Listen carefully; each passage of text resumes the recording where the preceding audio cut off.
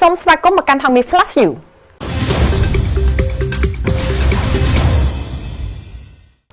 ចៅស្រីចាក់សម្លាប់យាយបង្កើតគ្រាន់តែយាយហាមមិនឲ្យមានស្នេហាក្នុងវ័យសិក្សាដោយសារខឹងហាមឃាត់មិនឲ្យមានស្នេហានៅក្នុងវ័យសិក្សាចៅស្រីពីរនាក់បាននាំគ្នាយកកាំបិតចុងស្រួចចាក់យាយបង្កើតរបស់ខ្លួនបណ្ដាលឲ្យបាត់បង់ជីវិតភ្លាមៗករណីឃាតកម្មនេះបានកើតឡើងនៅផ្ទះលេខ 3A តាមបណ្ដោយផ្លូវលេខ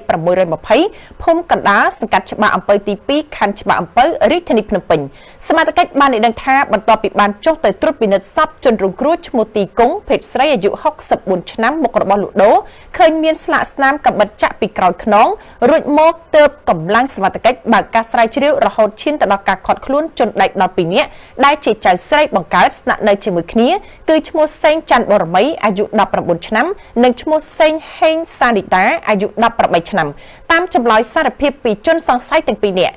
កាលពីម៉ោង 10:20 នាទីយប់ថ្ងៃទី 5 ខែមេសាឆ្នាំ 2026 ជនសង្ស័យឈ្មោះសេងច័ន្ទបរមីយកកូនកាំបិតចាក់ជីដូនរបស់ខ្លួនពីក្រោយចំខ្នងមួយកន្លែងបណ្ដាលឲ្យស្លាប់ភ្លាមៗហើយជនសង្ស័យទាំងពីរនាក់ក៏នាំគ្នាយកក្រមានិងកន្សែងជូតសម្អាតឈាមដើម្បីបន្លំថាយាយជំងឺរើឡើងដួលដាច់សរសៃឈាមហើយនាំគ្នាចុះមកក្រោមយកកូនកាំបិតទុកក្រោមជណ្ដើរចៅស្រីទាំងពីរនាក់អះអាងថាពួកគេបានគុំគុនលោកយាយយូរមកហើយដោយសារតែលោកយាយហាមឃាត់ពួកគេមិនឲ្យមានស្នេហានៅក្នុងវ័យសិក្សាទើបនាំគ្នាចាក់សម្លាប់គាត់តែម្ដងគ្រូពេទ្យកសោវិច័យរាជធានីភ្នំពេញបញ្ជាក់ថានេះជាករណីឃាតកម្មសមត្ថកិច្ចបានកសាងសំណុំរឿងបញ្ជូនជនសង្ស័យទាំងពីរនាក់ទៅតុលាការរាជធានីភ្នំពេញដើម្បីអនុវត្តតាមផ្លូវច្បាប់កម្ពុជានិងរុស្ស៊ីពង្រឹងកិច្ចសហប្រតិបត្តិការយោធានិងធ្វើលំហាត់សម្ពយុទ្ធរួមគ្នានាពេលខាងមុខនាវាចម្បាំងរបស់រុស្ស៊ីចំនួន2គ្រឿងកាលពីថ្ងៃទី6មេសាបានចូលចតនៅកំពង់ផែស្វយ័តក្រុងព្រះសីហនុរបស់ប្រទេសកម្ពុជាដើម្បីបំពេញទស្សនកិច្ចរយៈពេល3ថ្ងៃនៅកម្ពុជាតាមរយៈវត្តមាននាវាចម្បាំងនេះប្រមុខការពារជាតិកម្ពុជាសង្ឃឹមយ៉ាងមុតមមថារុស្ស៊ីនឹងនៅតែបន្តគាំទ្រនិងធ្វើការយ៉ាងជិតស្និទ្ធជាមួយកងយោធពលខេមរភូមិន្ទដើម្បីពង្រឹងនិងពង្រីកកិច្ចសហប្រតិបត្តិការយោធារបស់យើងបន្ថែមទៀតកាលពីថ្ងៃទី7មេសាម្សិលមិញឯកឧត្តមទាសីហាឧបនាយករដ្ឋមន្ត្រីក្រសួងការពារជាតិបានដឹកនាំក្រុមការងារទៅស្វាគមន៍នាវាចម្បាំងរបស់រុស្ស៊ីចំនួន2គ្រឿងគឺនាវា Sovezheny លេខ 333 និងនាវា Resky លេខ 344មកពីកងនាវាប្រចាំតំបន់ប៉ាស៊ីហ្វិកនៃកងទ័ពជើងទឹកសហព័ន្ធរុស្ស៊ីដែលបានចូលចតនៅកំពង់ផែស្វយ័តក្រុងព្រះសីហនុដើម្បីបំពេញទស្សនកិច្ចជាមួយនាវិកសរុបប្រមាណ262នាក់បើតាមការបញ្ជាក់គឺដំណើរទស្សនកិច្ចរបស់កងទ័ពជើងទឹករុស្ស៊ីនិងនាវាចម្បាំងនៅពេលនេះនឹងលើកកម្ពស់ទំនាក់ទំនងនិងកិច្ចសហប្រតិបត្តិការលើវិស័យការពារជាតិរវាងកម្ពុជានិងរុស្ស៊ីដែលប្រទេសទាំងពីរតែងតែប្រកាន់យកក្នុងប្រវត្តិនៃទំនាក់ទំនងលោកសង្ឃឹមយ៉ាងមុតមមថារុស្ស៊ីនឹងនៅតែបន្តគាំទ្រនិងធ្វើការយ៉ាងជិតស្និទ្ធជាមួយកងយោធពលខេមរភូមិន្ទដើម្បីពង្រឹងកិច្ចសហប្រតិបត្តិការយោធាកម្ពុជារុស្ស៊ីបន្ថែមទៀតជាពិសេសការបណ្ដុះបណ្ដាលធនធានមនុស្សនិងការធ្វើលំហាត់សម្ពយុទ្ធរួមគ្នានាពេលអនាគតឃាត់ខ្លួនជនបរទេសជិត140នាក់នៅក្រុងប៉ោយប៉ែតករណី online scamជនបរទេស139នាក់ត្រូវបានកម្លាំងសមត្ថកិច្ចចម្រុះខេត្តបន្ទាយមានជ័យឃាត់ខ្លួននៅអគារ online game នៅក្បែរនឹងរង្វង់មូលផ្លូវចូលច្រកទ្វារអន្តរជាតិប៉ោយប៉ែតនៅក្នុងភូមិក្បាលស្ពាន1សង្កាត់អូជ្រៅក្រុងប៉ោយប៉ែតកាលពីថ្ងៃម្សិលមិញពាក់ព័ន្ធករណី online scam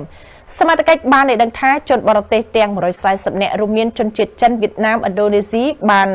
បញ្ជូនខ្លួនតាមរថយន្តទៅខេត្តសៀមរាបដើម្បីរៀបចំបណ្ដេញចេញពីកម្ពុជាឲ្យវិលត្រឡប់ទៅប្រទេសកំណើតវិញចំណែកអ្នកពាក់ព័ន្ធនឹងបទល្មើសវិញគឺត្រូវចាត់ការទៅតាមផ្លូវច្បាប់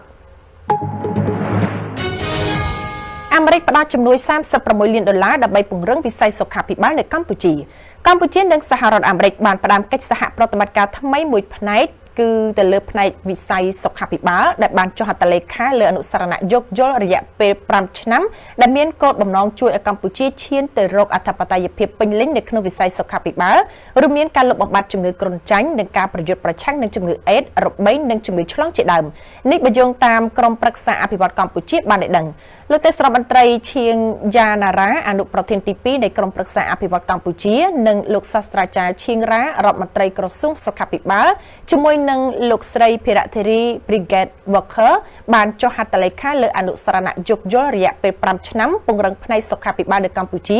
ដោយនឹងផ្ដោតទៅលើការលុបបំបាត់ជំងឺគ្រុនចាញ់និងការប្រយុទ្ធប្រឆាំងនឹងជំងឺអេដស៍របេងការពង្រឹងការឆ្លើយតបចំពោះការគំរាមកំហែងដែលកើតឡើងថ្មីៗលើវិស័យសុខាភិបាលជាសកលនិងការអនុវត្តគំរូហិរញ្ញប្បទានរួមដើម្បីពង្រឹងឯករាជ្យភាពនៃការដឹកនាំលើវិស័យសុខាភិបាលកម្ពុជាកិច្ចខិតខំប្រឹងប្រែងរួមគ្នាទាំងនេះនឹងជំរុញសកម្មភាពនិងរួមចំណែកដល់គោលដៅរបស់ប្រទេសកម្ពុជានៅក្នុងការលុបបំបាត់ជំងឺគ្រុនចាញ់បញ្ចប់មេរោគអេដស៍ជាការគំរាមកំហែងដល់សុខភាពសាធារណៈកាត់បន្ថយអត្រាកើតជំងឺរបេងនិងអត្រាមរណភាពនិងធានាការរកឃើញនិងការឆ្លើយតបទាន់ពេលវេលាចំពោះការផ្ទុះឡើងនៃជំងឺឆ្លងបន្ថែមពីនេះអនុសារណៈក៏ពង្រឹងនូវសមត្ថភាពវិស័យសុខាភិបាលនៅកម្ពុជាស្របតាមយុទ្ធសាស្ត្ររបស់កម្ពុជាក្នុងការពង្រឹងប្រព័ន្ធជាតិនិងសមត្ថភាពវិស័យសុខាភិបាលទំហំពាណិជ្ជកម្មកម្ពុជាជប៉ុនសម្រាប់បានទំហំទឹកប្រាក់$505 លានទំហំពាណិជ្ជកម្មទ្វេភាគីកម្ពុជាជប៉ុនសម្រាប់បាននៅទំហំទឹកប្រាក់ប្រមាណជាង$505 លានគិតពីខែមករាដល់ខែកុម្ភៈឆ្នាំ2026កើនឡើងជិត12%ធៀបនឹងរយៈពេលដូចគ្នាកាលពីឆ្នាំមុននៅក្នុងនោះកម្ពុជានាំទំនិញចេញទៅជប៉ុនបាន$328 លានកើនឡើង8.9%ចំណែកឯជប៉ុននាំចូលមកវិញមានតម្លៃ$177 លានកើនឡើង17.8%នេះបើតាមរបាយការណ៍របស់អគ្គនាយកដ្ឋានកុយនិងរដ្ឋាភិបាលកម្ពុជាវិនិយោគិនជប៉ុនពេញចិត្តនៅក្នុងការវិនិយោគនៅកម្ពុជាដែលទទួលបានផលចំណេញមួយចំនួនដូចជាផ្សារទំនើបអ៊ីអននិងរោងចក្រគ្រឿងបង្គុំអេឡិចត្រូនិកផ្សេងៗយោងតាមក្រសួងពាណិជ្ជកម្មនៅឆ្នាំ2025ទំហំពាណិជ្ជកម្មទ្វេភាគីកម្ពុជាជប៉ុនសម្រាប់បាននៅទំហំទឹកប្រាក់$2.53 លានកើនឡើង17.14%ក្នុងនោះកម្ពុជានាំទំនិញចេញទៅជប៉ុនមានតម្លៃ$1.57 លានកើនឡើង11.86%ចំណែកជប៉ុននាំចូលមកវិញមានតម្លៃ$959 លានកើនឡើង27%សូមអរគុណចំពោះការគាំទ្រហងនេះ Flash News